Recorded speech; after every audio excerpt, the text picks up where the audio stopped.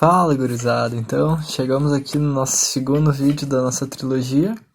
Então, sem mais demoras, vamos dar-lhe! Vocês curtiram o primeiro vídeo, não? Bom, então agora chegamos ao nosso quarto capítulo, que se chama O Grande Anúncio para Todos os Jovens. Nesse capítulo vai estar dividido em 3 partes, né? Na verdade 4, mas aqui 3 partes ele vai nos revelar as 3 verdades. Por exemplo, a primeira parte se chama Um Deus que é Amor. Aí a primeira linha está escrita assim: esta é a primeira verdade que espero dizer a cada um. Deus ama-te. Ou seja, que Deus te ama. Essa é uma verdade.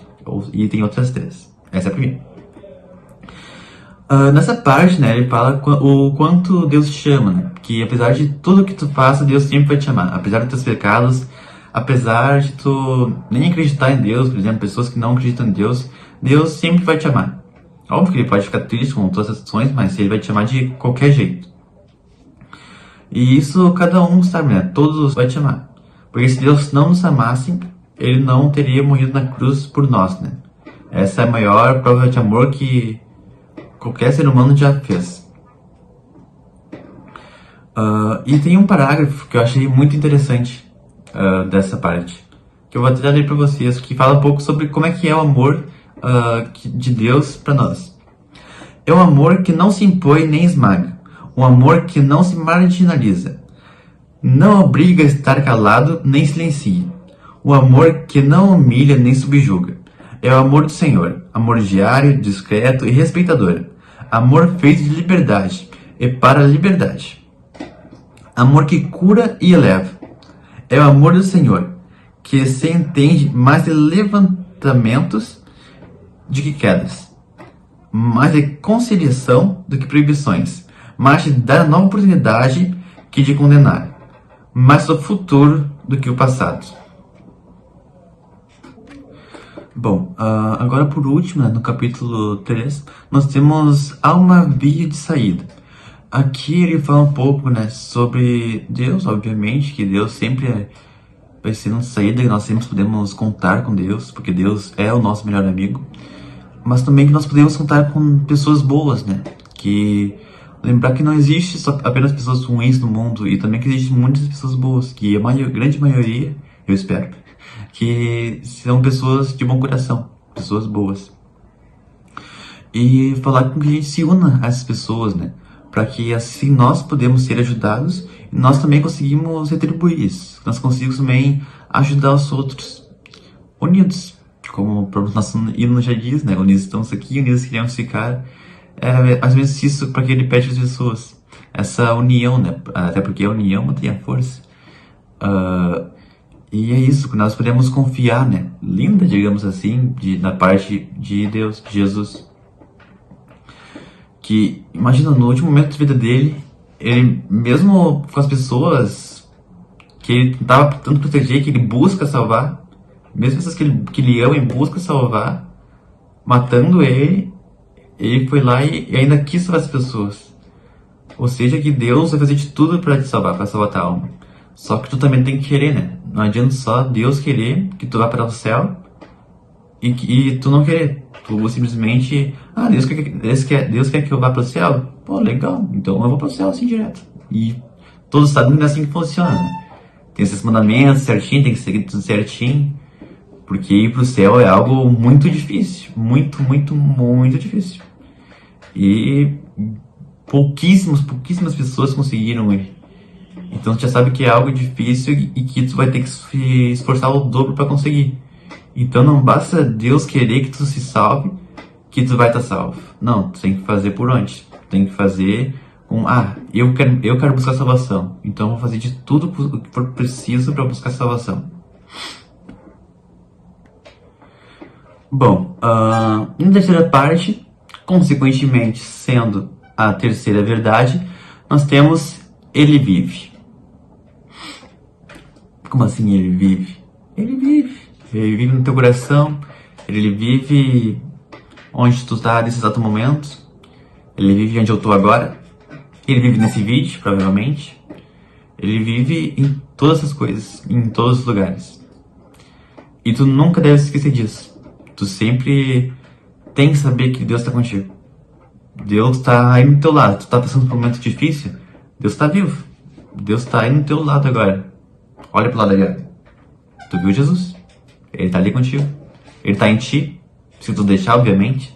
Se tu abrir teu coraçãozinho para Jesus entrar, ele vai estar em ti também. Então, essa parte só fala que Deus vive. Em qualquer lugar que tu for, em qualquer coisa que tu vai fazer, eu vou varrer a casa. Deus tá contigo. Tu tá fazendo tudo aquilo ali pra Deus. Então, isso não tem muito o que falar, não tem muito o que explicar. Porque todos nós sabemos que Deus está vivo em todos os lugares, em todas as coisas. E isso é algo muito bom, né? Poder saber que em qualquer momento, por exemplo, eu não preciso ir na igreja, porque Deus vai estar lá e eu só posso rezar. Não, tu pode rezar na tua casa, tu pode rezar no ônibus, tu pode rezar onde tu quiser. Porque em qualquer lugar que tu vai estar, Deus está contigo. E isso é algo muito bonito também de saber. E é muito bom de saber isso. Bom, então agora nós vamos para a última parte desse capítulo, que seria o Espírito da Vida. Aqui ele fala sobre o Espírito Santo, né? Ele fala que, como a gente tinha visto anteriormente, né, que as três verdades de antes, que seria ele ama-te, ele salva-te e ele vive. E aqui ele fala, né, que juntamente, que quando a gente fala isso, a gente lembra diretamente de Deus e de Jesus. Só que ele fala que o Espírito Santo também está presente nesse momento, né? Que o Espírito Santo também faz todas essas coisas. Ele também vive, ele também te ama e ele também salva-te. Te salva. É fácil de falar. E é isso, ele fala mais da importância do Espírito Santo. Eu vou terminar. Ele termina com esse capítulo e essa parte dizendo o seguinte: vou ler um trechinho para vocês, do último parágrafo. Confie no Senhor é como a árvore plantada perto da água. É como estender as raízes para a corrente. Não teme quando vem o calor. E a sua folhagem fica sempre verdejante. Enquanto os adolescentes se cansam e se fatigam, aqueles que esperam confiados no Senhor renovam as suas forças. Têm asas como águia, correm sem cansar, marcham sem desfalecer. Ou seja, que ele nos mostra o quão potente é nós carregarmos essas três verdades conosco, né? Nós sabermos dessas três verdades. E acredito que seja mais isso da minha parte. E agora eu passo a palavra para o Giovanni. Dale, então começando. O capítulo 5, o nome dele é Percursos da Juventude. Ele é dividido em alguns tópicos, e não necessariamente eu vou falar de todos eles, mas eu vou passar por alguns tópicos que eu achei interessante. Então, começa com o Papa nos perguntando como se vive a juventude, quando nos deixamos iluminar e transformar pelo grande anúncio do Evangelho. Trata-se de uma pergunta importante que nós devemos colocar, pois a juventude não é motivo de que possamos vangloriar-se, mas um dom de Deus. E o primeiro subtópico, o tópico desse capítulo, então, é o tempo de sonhos e opções. E cita, então, que desde o tempo de Jesus, a saída da infância era uma passagem muito esperada e que se festejava e vivia intensamente, ou seja, a saída da infância para a juventude. E o Papa também, ele conta uma historinha que um tempo atrás alguém perguntou para ele o que ele via quando pensava num jovem, e a resposta do Papa foi a seguinte: vejo um jovem ou uma jovem à procura do seu próprio caminho, que quer voar com os pés, que assoma ao mundo e fixa o horizonte com os olhos cheios de esperança, cheios de futuro e também de ilusões. O jovem caminha com 2 pés, como adultos, mas ao contrário dos adultos, que mantêm paralelos, aqui ele coloca um atrás do outro, pronto a arrancar, a partir. Sempre olhar para adiante. Falar de jovens significa falar de promessas, significa falar de alegria. Os jovens têm tanta força, são capazes de olhar com tanta esperança. Um jovem é uma promessa de vida, que traz em si um certo grau de tenacidade. Tem um grau suficiente de insensatez, para poder enganar-se a si mesmo e uma capacidade suficiente para curar a decepção que daí pode derivar. E ele continua falando que alguns jovens talvez rejeitem essa parte da vida, a adolescência, porque gostariam de continuar a ser crianças. Ou alguns jovens também, eles negam que já passaram dessa fase, no caso. Alguns adultos negam que já passaram da adolescência e querem continuar para sempre sendo um jovem. Ou seja, o prolongamento da adolescência e adiamento das decisões. Também nos é falado que na juventude, na adolescência, os jovens tomam muitas decisões, tanto em âmbito de trabalho, de estudos, como no âmbito familiar e no amor. É dito no parágrafo 142 que os jovens devem perseverar no caminho dos sonhos. Só que para isso é preciso ter cuidado com uma tentação que muitas vezes nos engana, a qual ele chama de ansiedade. Pode se tornar uma grande inimiga quando a gente quer algo e a gente quer que aconteça muito rápido. Porque a gente sabe que os nossos sonhos mais importantes, nossos sonhos mais belos, muitas vezes eles vão nos demandar muito mais tempo e muito mais planejamento para que a gente possa chegar lá. E da mesma forma que não é bom ter esse grau muito alto de ansiedade e que a gente possa ter um pouco de paciência, também não é bom que a gente deixe sermos governados pela insegurança, porque é nessa idade que a gente pode realmente cometer os erros, arriscar, sempre buscando, claro, o melhor, o que a gente acha que é o melhor para nossa vida, mas é agora que a gente pode arriscar, que a gente pode ver se vai dar certo ou não, porque a gente, ainda que erramos, a gente pode sempre levantar a cabeça, voltar e recomeçar. Porque, como o Papa diz, ninguém tem direito de nos roubar a esperança. No próximo capítulo, que é a vontade de viver e experimentar, o Papa nos diz que a palavra de Deus convida-nos claramente para viver o presente e não apenas preparar o amanhã. Porém, isso não quer dizer que a gente deva nos abandonar a uma libertinagem, a uma vida irresponsável, a qual pode acabar nos deixando vazios, porque vamos buscar coisas que não vão nos saciar, que não vão nos preencher, mas que a gente acaba buscando para ocupar algum vazio interior que nós tivemos. Deus nos convida a viver plenamente presente, usando as nossas energias para fazer coisas boas, cultivando a fraternidade, seguindo Jesus e apreciando cada pequena alegria da vida, como um presente do amor de Deus. É usado como exemplo, então, o cardeal Francisco Xavier Vantuan, que foi preso num campo de concentração e não quis que seus dias continuassem apenas em aguardar e esperar o seu futuro. Então ele decidiu viver o presente. E o que ele fez? Cada tarefa que ele tinha, cada parte do dia dele, ele vivia isso com muito amor. E ele transbordava esse amor para os outros. Ou seja, enquanto a gente luta para realizar os nossos sonhos, que a gente também possa viver plenamente o dia, numa entrega total de amor e confiança em Deus. Já no outro capítulo, o crescimento e a maturação, é-nos dito que muitos jovens vivem preocupados com a sua aparência, com o seu corpo e procuram desenvolver a força física ou melhorar o aspecto exterior, enquanto outros preocupam-se por desenvolver as suas capacidades e conhecimentos, e assim sentem-se mais seguros. É interessante ter saúde física, é interessante ter o conhecimento, mas o mais importante, e o que a gente deve sempre tentar buscar em primeiro lugar, é progredir espiritualmente. E é isso que o Papa nos pede aqui. Ele também fala nesse capítulo que muitas vezes a gente tenta imitar os santos. E os santos a gente sabe que foram pessoas muito boas, que realmente a gente deve se sentir estimulados e motivados a seguir no caminho, conhecendo a sua história. Mas que a gente não deve imitar os santos, porque imitando eles, nós deixamos de ser quem nós somos, ou seja, nós temos o nosso próprio modo de ser santo. Um modo que pode ser que seja muito mais bonito e evangelizador do que algum outro santo que a gente esteja se baseando. Porque vivendo o nosso presente, a gente consegue ver onde que a gente pode melhor, digamos, transparecer a face de Cristo e transparecer as ações que podem nos levar à santidade.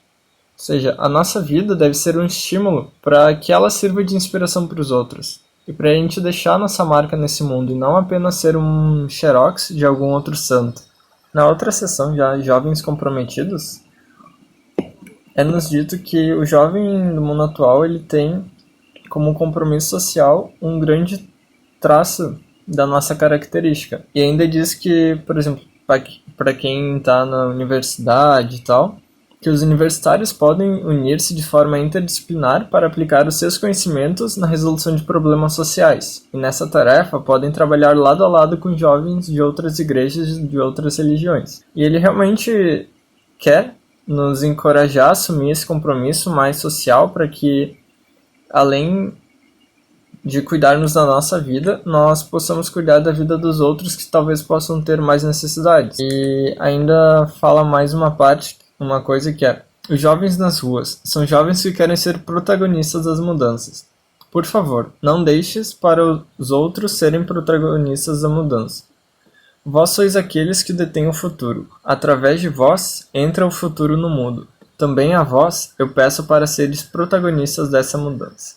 Este capítulo então encerra com a seguinte mensagem: jovens, não deixeis que o mundo vos arraste para compartilhar apenas coisas negativas ou superficiais. Sede capazes de ir contra a corrente, compartilhar Jesus, comunicar a fé que Ele vos deu. Amigos, não esperei pelo dia de amanhã para colaborar na transformação do mundo, com a vossa energia, audácia e criatividade. A vossa vida não é, entretanto, vós sois o agora de Deus, que vos quer fecundos, porque é dando que se recebe e a melhor maneira de preparar um bom futuro é viver bem o presente com dedicação e generosidade.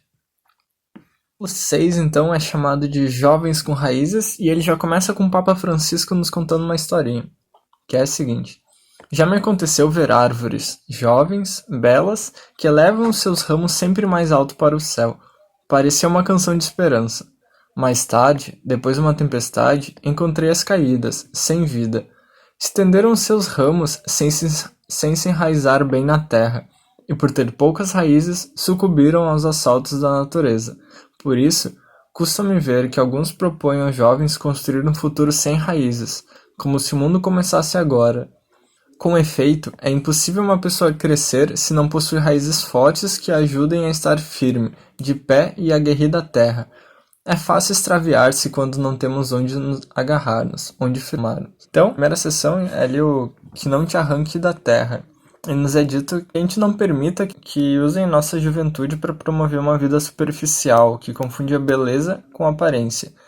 E que a gente também possa criar nossas raízes. E atualmente há um grande número de estratégias de falso culto da juventude, da aparência, que promove uma espiritualidade sem Deus, uma afetividade sem comunidade nem compromisso com os que sofrem, o medo dos pobres vistos como sujeitos perigosos e uma série de ofertas que pretendem fazer-vos acreditar num futuro paradisíaco que sempre será adiado para mais tarde. Fala como deveria ser a nossa relação com os adultos e com os idosos. E no caso, o que os idosos podem dar aos jovens, não?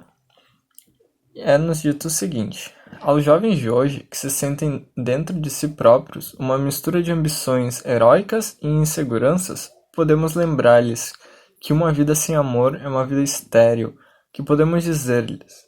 Aos jovens temerosos, podemos dizer que a ânsia face ao futuro pode ser superada. E o que podemos ensinar-lhes? Aos jovens, excessivamente preocupados consigo mesmo, podemos ensinar que se experimenta maior alegria em dar do que receber, e que o amor não se demonstra apenas com palavras, mas também com obras.